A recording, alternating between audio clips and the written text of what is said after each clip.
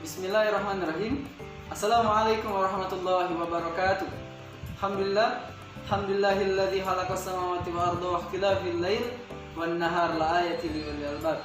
Asyhadu an la ilaha illallah wa asyhadu anna Muhammadan abduhu wa rasuluh la nabiyya ba'da. Qala Allah ta'ala fi kitabil karim. A'udzu billahi minasyaitonir rajim. Bismillahirrahmanirrahim. Wa man ahsanu qawlan mimman da'a illallah wa 'amila shalihan wa qala innani minal muslimin. Qala Rasulullah sallallahu alaihi wasallam, innamal a'malu binniyati wa innamal likulli imrin ma nawa. Alhamdulillah, segala puji bagi Allah, Tuhan semesta alam, yang telah memberikan kita banyak sekali nikmat kesehatan, nikmat kesempatan, wabil khusus nikmat iman dan Islam. Salawat beriringkan salam senantiasa tetap tercurahkan kepada seorang Nabi Agung Nabi Muhammad SAW beserta para sahabat-sahabatnya, tabi'in-tabi'innya, iwal ulama, iwal amilinnya yang telah berjuang untuk menegakkan nilai kalimatillah. Taib, apa kabar anak-anak sekalian?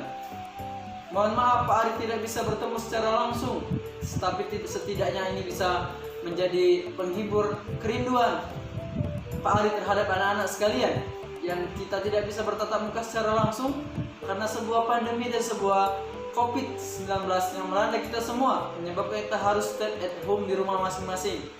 Tapi tidak melunturkan semangat Pak Ari untuk menyapa anak-anak pada pagi hari ini. Pak Ari akan sampaikan sebuah kisah seorang sahabat Rasulullah yang bernama Mus'ab bin Umair. Kalau Pak Ari tanya, anak-anak tahu nggak siapa Mus'ab bin Umair? Tentu sebagian mengatakan seorang pemuda, seorang jenius, dermawan, pakaiannya rapi dan seterusnya. Iya, itulah seorang Mus'ab bin Umair.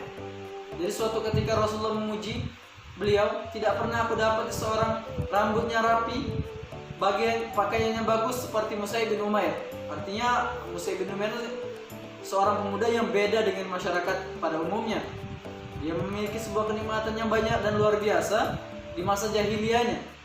Jadi suatu ketika Islam masih minoritas dengan dakwah syariahnya yang dilakukan oleh Rasulullah supaya untuk membendung betapa kerasnya masyarakat jahiliyah Arab saat itu, maka Rasulullah memulai dengan dakwah sembunyi-sembunyi, dimulai dari istrinya Khadijah, Ali bin Abi Thalib dan Zaid bin Harithah di rumahnya Arqam bin Abi Arqam saat itu, karena masih minoritas sekali saat itu. Maka terdengarlah dakwah ini sampai ke Mus'ab bin Umair, dan akhirnya Mus'ab bin Umair pun terketuk hatinya. Dia mengetuk rumahnya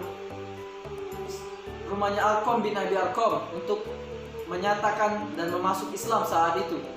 Tentu ini menjadi sebuah kebanggaan bagi Rasulullah, bagaimana seorang pemuda ini jenius, cerdas dan berwibawa saat itu. Maka seperti biasa, untuk menutupi keislamannya Mus'ab bin Umair, Mus'ab harus rela diam-diam agar tidak ketahuan oleh orang tuanya, tidak ketahuan oleh masyarakat sekitar untuk masuk Islam saat itu. Singkat cerita, setelah berhari-hari maka ketahuanlah juga seorang Mus'ab bin Umair ini. Setelah masuk Islam ternyata ada yang melaporkan kepada orang tuanya bahwa Mus'ab bin Umair sudah masuk Islam. Tentu orang tuanya sangat kecewa, bersedih, merana melihat seorang anaknya yang sudah ikut agama Nabi Muhammad SAW. Bahkan orang tuanya pun mengancam untuk tidak makan dan tidak minum dan berjemur di bawah terik matahari supaya Mus'ab bin Umair tidak ikut pada agama Nabi Muhammad dan ikut pada agama nenek moyang mereka. Tentu seorang pemuda ini dengan sebuah kependiriannya, dengan sebuah kepribadiannya, dia akan tetap istiqomah kepada agama Nabi Muhammad SAW. Singkat cerita, Mus'ab pun harus diisolasi di rumah dan dia harus dihukum oleh keluarganya karena sudah meninggalkan agama nenek moyang mereka. Pukulan, siksaan diterima oleh Mus'ab bin Umair hingga wajah tampannya itu, wajah gantengnya itu tidak kelihatan lagi karena sudah ada bekas siksaan dari orang tua dan keluarganya. Suatu ketika Mus'ab bin Umair diutus oleh Rasulullah ke Madinah untuk menyampaikan misi dakwah Islam saat itu. Kita bisa bayangkan Mus'ab bin Umair seorang diri berdakwah sendirian ke mayoritas masyarakat Madinah, dan tidak satu pun yang tidak satu tapi banyak sekali yang menerima dakwanya Mus'ab bin Umair saat itu, sehingga Rasulullah pun harus hijrah dari kota Mekah dan Madinah dan disambut dengan baik oleh masyarakat Madinah saat itu. Amanah pun terus bertambah kepada Mus'ab bin Umair ketika diamanai untuk memegang bendera Islam saat itu, panglima, artinya simbol keislaman. Jadi saat perang Uhud, Mus'ab bin Umair lah yang memegang bendera itu. Maka kata orang kafir, inilah Rasulullah. Maka ditebaslah tangannya Mus'ab bin Umair. Maka Mus'ab bin Umair berkata, "Wa ma Muhammadun illa rasul. Rasul. Qad khalat min qabli rasul." Muhammad adalah seorang rasul dan telah berlalu seorang rasul. Ali Imran 144. Maka ditebas, diambil bendera itu dengan tangan kirinya Mus'ab bin Umair. Maka ditebas lagi oleh musuhnya dan dipanah juga, dan bendera itu dipegang oleh Ali bin Abi Thalib dan menyebabkan gugurnya dan syahidnya seorang Mus'ab bin Umair. Maka setelah usai perang Uhud berlalu, maka Rasulullah melihat siapa-siapa sahabatnya yang gugur pada saat perang Uhud. Maka Rasulullah melihat ada seorang Mus'ab bin Umair yang gugur saat itu. Rasulullah bersedih, sangat bersedih sekali ketika kalau melihat sejarah bagaimana seorang Mus'ab bin Umair dengan tidak kekurangannya. Hari ini syahidnya Mus'ab bin Umair dengan sebuah kain burda.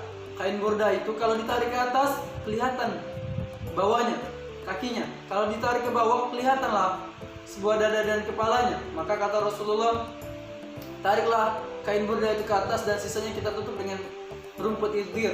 Jadi bagaimana kisah seorang Mus'ab bin Umair ini, seorang pemuda energik, jenius, yang dia harus relakan tinggal hartanya dunia demi kesenangan, demi sebuah agama Islam. Jadi pesan ini Pak Ari sampaikan kepada anak-anak supaya anak-anak termotivasi agar menjadi seorang pemimpin yang baik. Karena seorang pemimpin, karena ada sebuah perkataan yang mengatakan sababul yaum rijalul ghad. Pemuda hari ini adalah pemimpin yang di hari esok atau di masa yang akan datang. Semoga anak-anak bisa menjadi sebuah bagian dari Islam. Rajulul jundullah min jundil wahid. Satu di antara tentaranya Allah. Kalau ada lagu yang mengatakan, jikalau ada 1000 mujahid, akulah satu di antaranya. Jikalau ada 100 mujahid, akulah satu di antaranya. Jikalau ada 10 mujahid, akulah satu di antaranya. Jikalau ada seorang mujahid, akulah yang memegangnya. Aku yang memegangnya. Sekian, semoga ini bisa menjadi pelajaran buat kita dan anak-anak bisa menjadi semangat untuk anak-anak kedepannya supaya anak-anak bisa menjadi pemimpin yang baik. Sekian, assalamualaikum warahmatullahi wabarakatuh.